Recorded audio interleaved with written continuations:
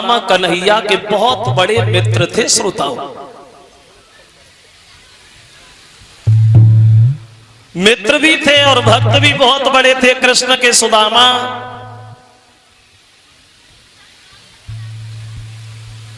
एक दिन गुरु माता ने कन्हैया से कहा है, लाला इधर आ, इतना ईंधन नहीं है घर में जो हम लोग सुबह को हवन भी कर ले, क्या करोगे श्याम? तो कन्हैया बोले, मैया सुदामा भैया हमारे साथ चला जाएगा और जंगल के लकड़ियां तोड़ लाएंगे, इसमें चिंता वाली बात क्या है?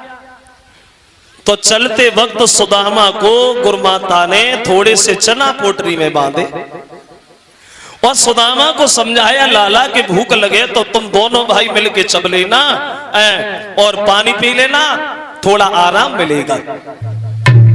तो लकड़ी लाने में इन्हें और मगर हो गई शाम, तो पानी भी पलने लगा, वे लौट न पाए श्याम।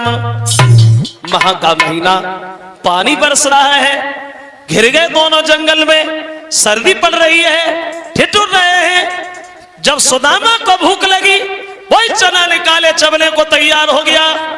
तो एक बार सुदामा ने मन में सोचा कि चलो कन्हैया को दे दे, अकेले मन चबो। एक बार तो आया मन में कन्हैया को दे दे, फिर सोचा इतने है भी नहीं जो कन्हैया को दे दे, चलो ये सब देख ही जाए। और एक बात ध्यान रखना, हर आदमी के अंदर दो आत्माएं होती हैं, दो, एक चेतना और दूसरी उपचेतना। ये चेतना जो होती है ये हमेशा अच्छी रास्ता बताती है, और ये उपचेतना जो होती है ये हमेशा खेलती रहती है। कभी आपने कभी अंदाज किया हो, नहीं किया हो, तब करना। तुम कोई भी गलत काम करो, कोई भी, तो एक बार दिल में ये जरूर आता है, चलो छोड़ो, इसे नहीं करेंगे दोबारा। अरे भाई सब देख ही जाए, हम कर डालो। तो सुदामा को लगा कन्हैया को दे दूं, लेकिन सोचने लगा इतने है भी नहीं जो कन्हैया को दे दे चबो। और चना कोई ऐसी चीज तो है नहीं जो आराम से चुपचाप ही चब लो। कन्हैया उनके बगल में ही बैठे हैं। सुदामा जब चना चबने लगा,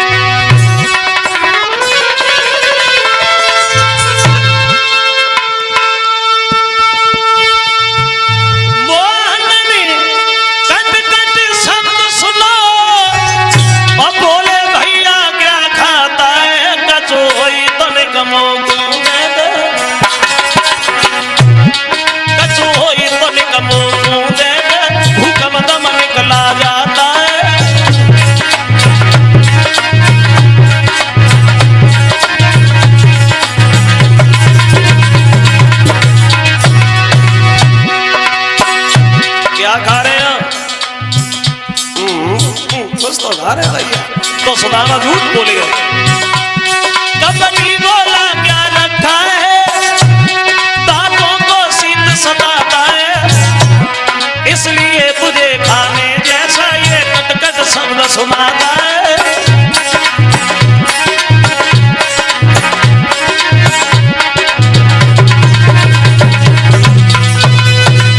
कन्हैया पूछने लगे, सुदामा क्या खा रहे हो?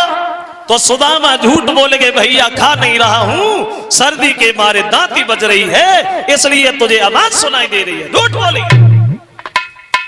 कुछ लोग ये कहा करते हैं कि कन्हैया ने सुदामा को श्राप दिया था कि तुम निर्धन हो जाओगे, लेकिन भक्तों ऐसा कहीं भी नहीं लिखा है। हाँ इतना तो जरूर है, जब ये सुबह को गुरुमाता के पास में गए थे तो गुरुमाता ने पूछा, श्याम क्या सुदामा ने तुम कुछ दिया? तो बोले नहीं मां। तो गुरुमाता ने ये जरूर कहा था, सुदामा फंस गए तुम सुंगल में, जो गुरु से कपट और मित्र से चोरी करता है उसकी आत्मा को कभी शांति नहीं मिलती। गुरु से कपट मित्र से चोरी, और चाहे हुए निर्धन चाहे हुए कोढ़ी, 64 दिन विद्या अध्ययन किया। कन्हैया समझ गए सुदामा को श्राप लग गया मैया का। तो चलते वक्त सुदामा से एक बात कही, भैया कोई मुसीबत हो तो हमारे पास चले आना। सुदामा अपने घर चले गए, कन्हैया अपने घर चले आए। सुदामा की शादी भई तो पत्नी आई, बच्चे भये। सुदामा गरीब भये, और जो गरीब भये तो भीख मांगने पे मजबूर भये। गरीब। और एक बात ध्यान रखना, भगवान न करे कि गरीबी कभी किसी के ऊपर आए। गरीबी में कोई किसी का नहीं होता है श्रोता बंधुओं। अगर तुम्हारे पास पैसा है तो जो रिश्तेदार है वो है, नहीं है वो और ज्यादा है। अगर पैसा नहीं है तो अपने भी साथ छोड़ जाते हैं, दूसरे की बात तो छोड़ो। पैसा बिन माता पिता पूत को कपूत कहे, और पैसा बिन भैया कहे कौन को जो भाई है। और पैसा बिन चाचा कहे कौन है भतीजो मेरो, और पैसा बिन सासु कहे कौन को जमाई है। और पैसा बिन भर पेट भोजन तक मिल तो नाए, और पैसा बिन गारी दे जात लुगाई है। और पैसा बिन सभा में बैठी इज्जत तक होती नाए, और पैसा ऐसी चीज जा दुनिया में बनाई है। बिना पैसा के कुछ नहीं भक्तों। गरीबी के दलदल में दबते चले गए, और गरीबी का आनंद तो वही लोग जानते हैं जिन्होंने गरीबी देखी है। वही आनंद जानते गरीबी का जो लोग उस गली से गुजर के आए, और जो चांदी के टुकड़ों में पल के बड़े हुए हैं, वो क्या समझे गरीबी होती क्या है। सुदामा गरीब हो गए, भीख भी मांगते हैं, फिर भी 2 वक्त का भोजन नसीब नहीं है।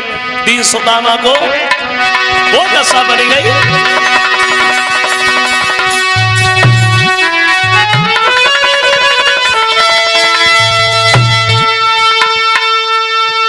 दिन भरी बेचारे बार बारे, और दादा दादा चिल्लाते, पर किसी रोज भी जी भर के वे आटा दाल न पाते।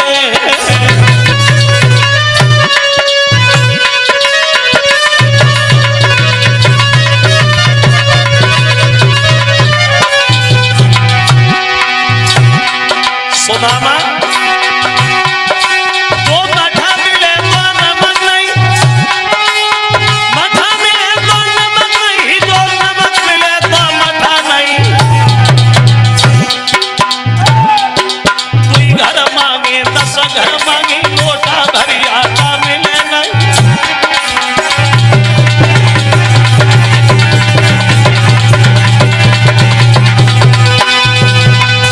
सुदामा गरीब हो गए,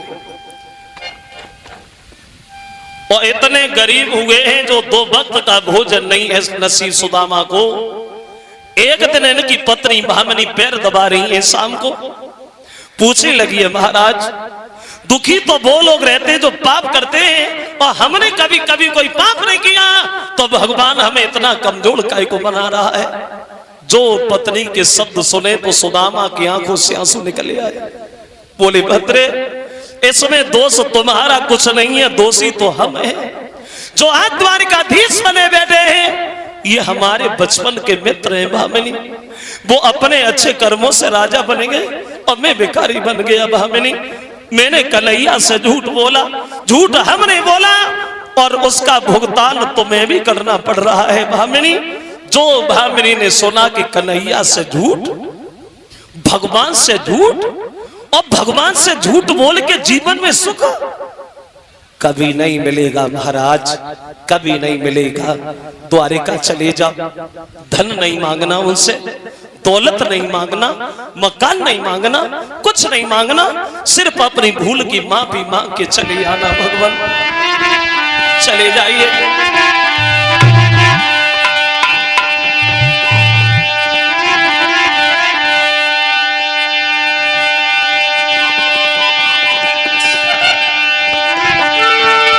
बोली समझाती भामिनी नारी, और मेरे पिया द्वारिका जइया।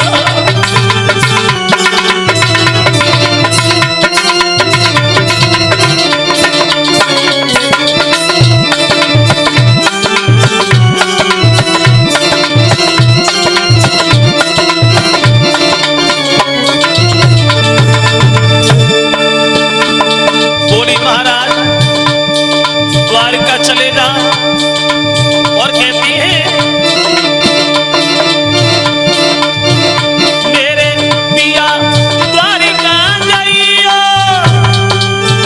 मिली श्री कृष्ण से आइयो।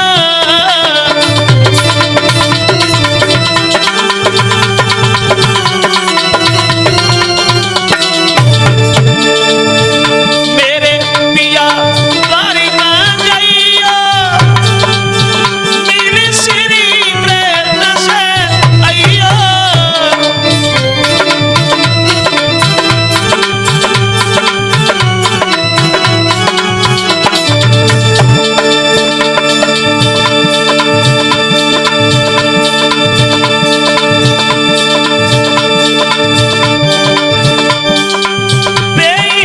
दीन बंधु करतार, मेरे कंठ तारी कर जाइयो।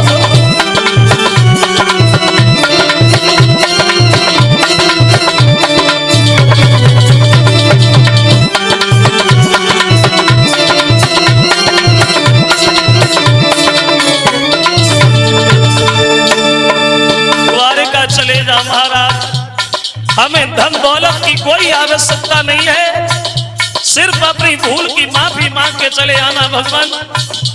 तो सुदामा बोले भाभी चला जाऊंगा, अगर नहीं मानती हो तो चला जाऊंगा, लेकिन एक सबसे बड़ी चिंता हमारे मन में खटक रही है।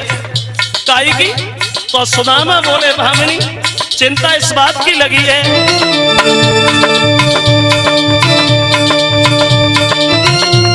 गुरु पिता मित्र के घर में जब कोई जावे, तो छोटी मोटी भेंट संग ले जावे।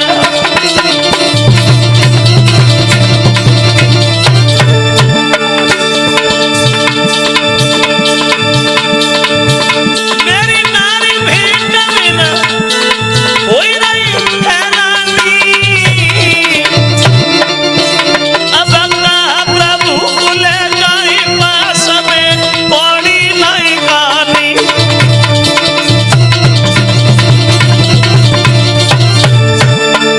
इसलिए कैसे पता थोड़े ही दिन की बातरिया काटी से कटी है बजा, थोड़े ही दिन की बातरिया काटी से कटी है।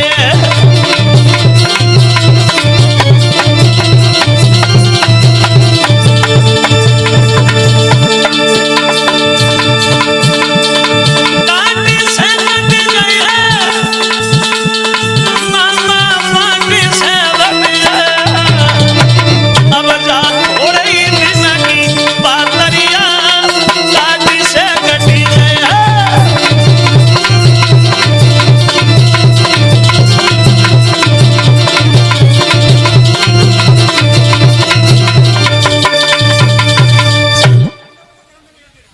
कहने लगे गुरु पिता मित्र के घर में जब भी जाओ तो कुछ न कुछ भेंट में जरूर ले जाओ। हमारे घर में तो कुछ नहीं है, क्या ले जाएंगे श्याम को भामिनी? तो बोली अगर भेंट की बात है तो महाराज अभी इंतजार करो, अभी गए अभी आ रहे। पड़ोसिन से जाकर के मिली है तो थोड़े से चावल उसे मिल गए, फटे से कपड़ा में बांधे और महात्मा के लिए पोटरी तैयार करती हैं और सुदामा के हाथ में पकड़ा दिए। बोली प्रभु आप इन्हें ले जाओ और हो सके तो कन्हैया को तुम अपने साथ ही ले आना। चले सुदामा अपने बचपन के मित्र कन्हैया से मिलने को भक्तों धीरे धीरे धीरे धीरे आगे बढ़ते जा रहे हैं। क्या वेशभूषा है सुदामा की, तो एक कवि कल्पना करता है,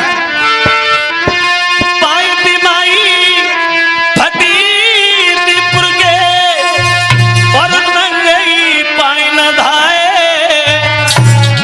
और चलते चलते आज सुदामा